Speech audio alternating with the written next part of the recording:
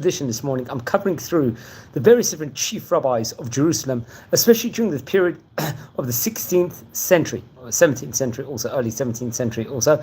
We're talking about today the great famous Rabbi Moshe Galante HaRishon. Now we spoke about Rabbi Moshe Galante Hasheni, who was a Rishon LeZion of Israel, one of the first ones, in a separate video, I believe maybe about a year ago, half a year ago, I can't remember the exact time period we recorded it, but today we're concentrating on Rabbi Moshe ben Mordechai Galante, who was the first, let's say, Rabbi Moshe Galante, or you could use the word Hazaken also. He was a chief rabbi of Jerusalem of his day. Now, we're differing opinions when around he passed away. According to some sources, I see it was in the year 1608. According to some opinions, it was around time 1612. So if anyone knows, please confirm with him. But he became a great rabbi, a Posek, rendering different Jewish laws. He was a Kabbalist, one of the famous Kabbalists of Tzfat, outstanding one, and would be a Talmid, a student of the famous Rabbi Yosef Karo, who was author of the Code of Jewish Law, respectively. So let's explore a few of the highlights of the famous rabbi's life. Now, it's interesting. It was reported over that he was born actually in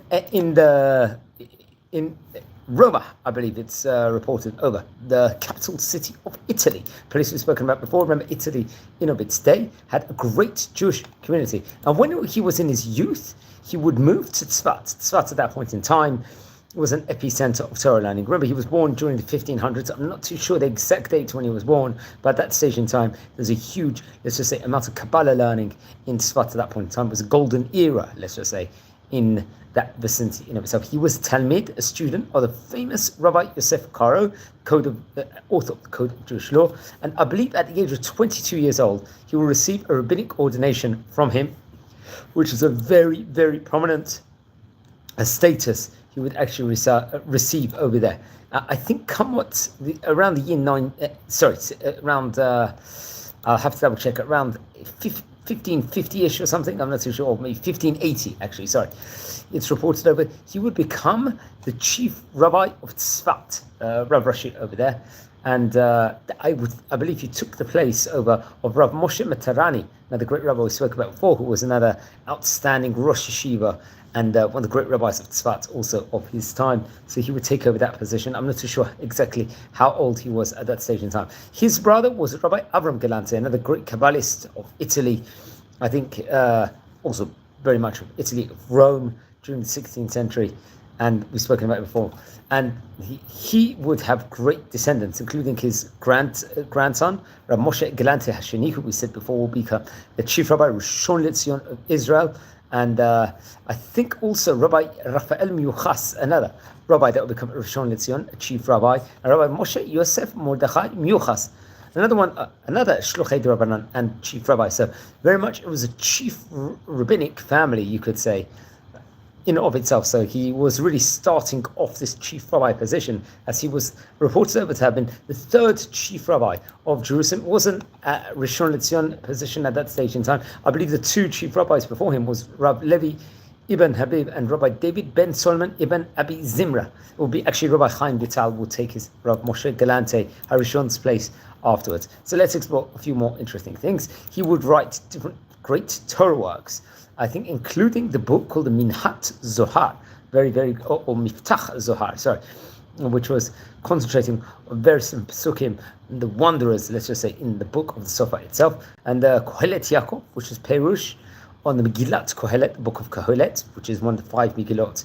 inside the Torah, Nevi'im, and Ketuvim, respectively also. Now, we don't know the exact date of his birth, as we said from the outset. If anyone would have, I think there's differing opinions actually within regards to that. I think there's actually a professor, Rav Meir Ben Yahu, will actually delve into that, this specific topic, but I'm not too sure the exact date. There's a tradition, according to the family, that which is aligned with literature, that he passed away at the age of 90 years old. So he lived quite a long life, if that is the case. Now, he had great descendants. We spoke about the Rishon LeZion, the chief rabbinic descendants of his, but he would also lead very, very great rabbinic descendants. His son, Rabbi Yedidia Galanti, was a very great rabbi, author of Torah books. His son was very, very prominent. I'm not sure if that was his older son or not. but I think he would be the author of the Chidushei Galante, which was based on tractates of Shas. Then there was Rav Avram Galante, and then most notably Rav Yonatan Galante, you could say, was a father of Rabbi Moshe Galante, who was a Rishon LeZion, I believe the first Rishon LeZion in Jewish history. So you could say, if we start the chief rabbi position of Israel, by the time when it was an official Rishon LeZion, he would have been the first one ever. We look at it from that specific lens. Now, among his books was a Shut, a Sheilot Tshuvot, question and answers book, which was printed in Venice in the year Shen Samach Chet, I think through his son Rav Yedidia. And I think the second part of the book was not printed, if I'm not mistaken, even to date. So then there was Kohelet Yaakov, which we mentioned before, which was on the Megillah of Kohelet, respectively. Kohelet actually is a Megillah that many communities do actually recite during the festival of Sukkot. Now that was printed in Tzfat. Then Miftach HaZohar, as we mentioned before, which is on the Pesukim of the Tanakh and various different drashot on the Zohar, was once again printed in Italy, in Venice. Mashal or Melitza, which is a sefer on Tochacha and Musa, giving ethical teachings and midot teachings. It was printed, I think, in Lvov, I believe, in Ukraine, respectively, in the year Tav Kuf Nunzvet. And the Perush Moshe, which is Be'or on the book of the Bechinat Olam, which I think was connected very much to Rabbi Yedidia Hapnini, who was a very famous rabbi. I believe spoke about him on various occasions before he actually passed away in the year 1340. There was a Haggaot on the Shulchan Aruch, Choshen Mishpat, which might have been printed, I think, in the book of the Baruch Moshe, and there was other drashot, including in the book of the very Mordechai, I think, of his father, Rabbi Mordechai Galante, which is also an interesting tidbit that we can say. So he was a Talmid of Rav Yosef Karo. Very much did a video on him on his Hilula when it was in mid-Nisan, just before Pesach, I think Rav Yosef Karo's Hilula was. Now, it's interesting, Rabbi Moshe Galante HaRishon will write sermons for various different weddings, for Passover, the festival of Pesach, and for Thanksgiving service also. I think it was printed with the younger brother of Ovadia Bartanora, this commentary on the book of Esther, I think in the year 1585 in Venice, if I'm not mistaken. Very interesting. His book on the Zohar, which we talked about, Miftah HaZohar, was printed in 1566. He was still very much alive at that point in time. It was mid of his life. Kilat Yaakov, which was the Kabbalistic commentary on Kohelet, I think that was printed between the years 1577 to 78, respectively. And the responses were printed by Rav Yedidi Galante, his son, I think in the year 1608, around the time of his passing, maybe just slightly before he passed away. Now, he passed away in Tzfat. That was time, at that specific time, it was part of the Ottoman Empire, and reported over via traditions, he was about 90 years of age at the time the great rabbi passed away. Now, friends, we're a community here. We're learning about the great Oriental rabbis of yesteryear. If you descend from any of the great rabbis we are speaking about inside this series, please send me an email now. I would love to hear more.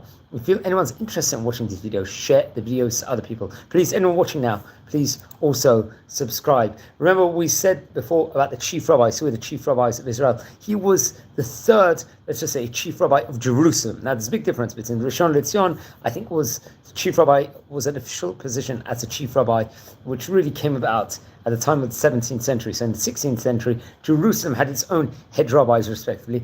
Before him, as we stated before, was Rabbi Levi ibn Habib and Rabbi David ben Solomon ibn Abi Zimra. After him would be Rabbi Chaim Vital and Rabbi Betzalel Ashkenazi, and then I think Rabbi Gedalia Cordovero. Those would be the rabbis that would actually follow him as a chief rabbi of Jerusalem. And I think first chief rabbi of Israel will be around the 17th century, respectively. So, wishing you all well. Subscribe now, and blessings here from Israel. Thank you very much.